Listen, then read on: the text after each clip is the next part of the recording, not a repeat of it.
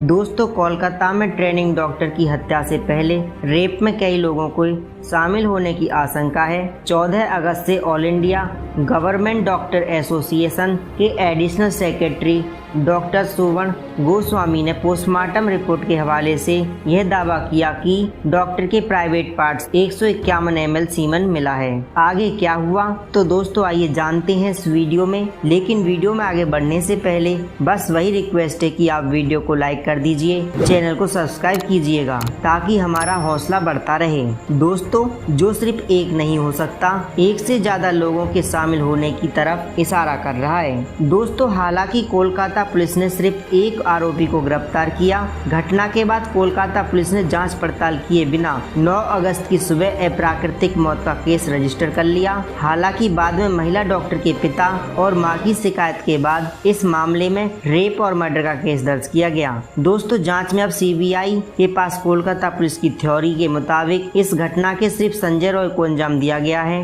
Police की पूरी जाँच किसी थ्योरी के विरुद्ध है। हालांकि 12 अगस्त को आई पोस्टमार्टम रिपोर्ट के बाद कई गंभीर सवाल खड़े हुए हैं। 4 पेज की पोस्टमार्टम रिपोर्ट के मुताबिक पीड़िता के प्राइवेट पार्ट पर गहरा घाव पाया गया है। दोस्तों, चीख ना निकले इसके लिए गला दबाया गया और उसके नाक, मुंह और गला घुटने से थायराइड कार्टिलेज टूट गया। डॉक्टर के सर को दीवार से सटा दिया गया था जिससे वह चिल्ला ना सके। पेट, होठ, उंगलियां और बाएं पैर पर चोट पाई गई है। दोस्तों, उन पर इतनी जोर से हमला किया गया कि चश्मा के टुकड़े उसकी आंखों में घुस गए। दोस्तों, तारीख 9 अगस्त सुबह 6 बजे एक जूनियर डॉक्टर ने लाश को देखा था और वहां पर मौजूद पूरा स्टाफ क्राइम सीन पर इकट्ठा हो जाता है और लोग यह पहचान कर लेते हैं कि लाश किसकी है। दोस्तों, इसके बाद वहां मौजूद एक सीनियर डॉक्टर 1 घंटे बाद यानी 7 बजे इस अस्पताल की प्रिंसिपल डॉक्टर संदीप घोष को फोन करते हैं और बताते हैं कि सर, यहाँ पर सेमिनार हॉल में एक लाश पड़ी है जो कि एक ट्रेनिंग डॉक्टर की है। उसके बाद संदीप घोष कहते हैं ठीक है, मैं आता हूँ। दोस्तों,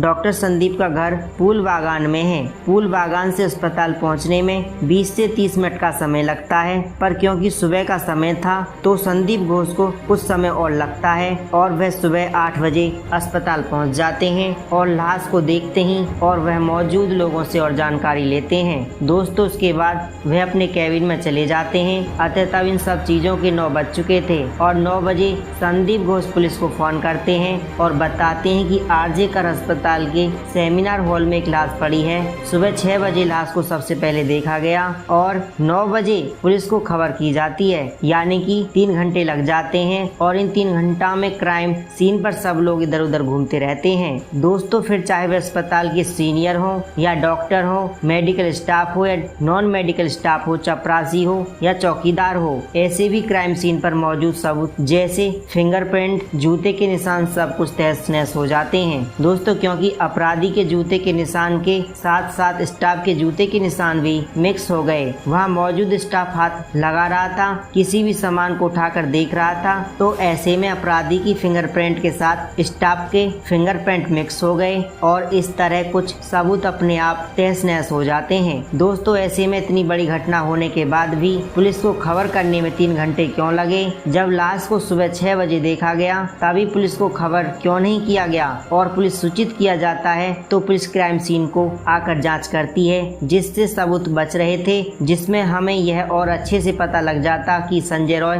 अकेला था या उसके साथ कुछ और लोग थे। दोस्तों, अगर कुछ और लोग थे तो वह कौन कौन थे? तारीख 9 अगस्त सुबह 6 बजे घटना का पता चला था, पर अब तक ट्रेनिंग डॉक्टर के घर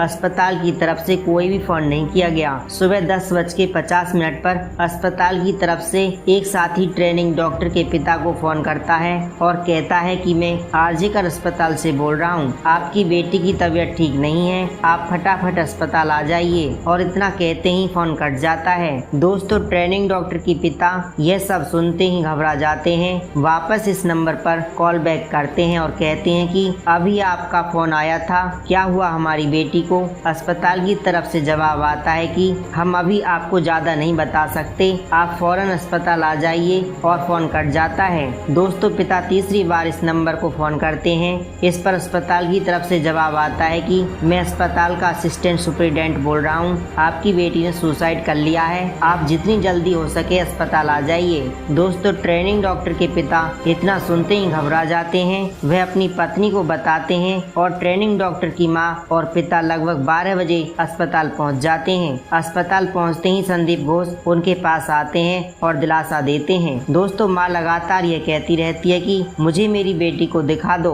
डॉक्टर की तरफ से जवाब आता है कि अभी नहीं, मैं आपको बताना चाहता हूँ कि इस वक्त ट्रेनिंग डॉक्टर की बॉडी आरजीकर अस्पताल में मोर्चरी में जा चुकी थी। इतनी विवश घटना एक बेटी के साथ होती है, पर उनके माँ बाप की बेटी की लाश देखने के लिए भी गड़गड़ाना पड़ रहा था। दोस्तों 12 बजे माँ बाप अस्पताल आए थे। अब शाम के 3 बज चुके थे। जब डॉक्टर को लगा कि बॉडी को दिखाना ही पड़ेगा तो वह ट्रेनिंग डॉक्टर की माँ को मोर्चरी में लेकर जाते हैं। माँ ट्रेनिंग डॉक्टर की बॉडी को देखते ही आंखों से खून का रिसाव, होठों से खून का रिसाव, तन पर सिर्फ एक छोटा सा कपड़ा, शरीर का कोई ऐसा अंग नहीं था जिस पर जख्म ना हो। माँ को समझ आ जाता है कि सुसाइड नहीं, यह मर्डर है। माँ मोर्चरी से बाहर आ जाती है और सबको बताती है कि यह सुसाइड नहीं, यह मर्डर है। अस्पताल के छात्र अस्पताल के अंदर धरना प्रदर्शन करने लगते हैं। बात धीरे धीरे आग की तरह फैलने लगती है। अब जैसे आपको एक कहानी सुनी होगी कि उसके बाद पुलिस आती है, संजय रॉय के नाम के एक व्यक्ति को उठाती है और कहती है कि तुम ही कातिल हो, क्योंकि दोस्तों मौके से इसका ब्लूटूथ मिला था और उस दिन यह शराब के नशे में था और सेमिनार हॉल में जाता है और इसी ने पूरी घटना को अंजाम दिया था। अब संजय रॉय चारों तरफ से खबरों में छा जाता है। अब तक ट्रेनिंग डॉक्टर का पोस्टमार्टम हो चुका था।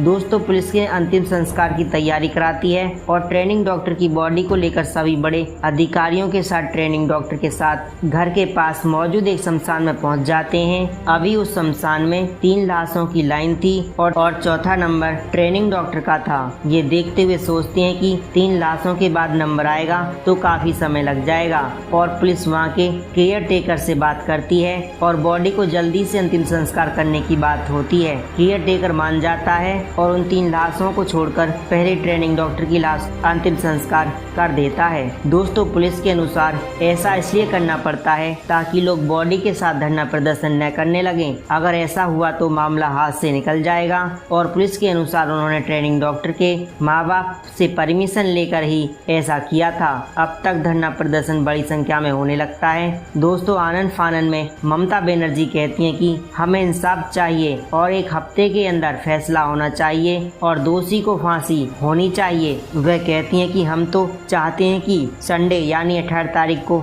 दोषी को फांसी हो जाए। दोस्तों ऐसे में यहाँ से राजनीति शुरू हो जाती है, क्योंकि आप भी जानते हैं कि किसी दोषी को 1 हफ्ते के अंदर फांसी नहीं दी जा सकती। पहले पुलिस जांच करती है, फिर लोअर कोर्ट से फिर हाई कोर्ट और फिर सुप्रीम कोर्ट। यहाँ कितना समय लगता है यह तो हम सब निर्भया केस से ही जान चुके हैं। ऐसे में यह कहना कि हम 1 हफ्ते में फांसी दे दें, ये राजनीति नहीं तो क्या हो सकता है। दोस्तों अब तक पुलिस की जांच चल रही थी कि कुछ लोग हाई कोर्ट पहुँच जाते हैं और कुछ सवाल कोर्ट के सामने रखे जाते हैं, जैसे अगर घटना उस अस्पताल में हुई तो पोस्टमार्टम इस अस्पताल में क्यों किया गया, दूसरे सरकारी अस्पताल में क्यों नहीं किया गया, ताकि उनकी निष्पक्ष जांच होती।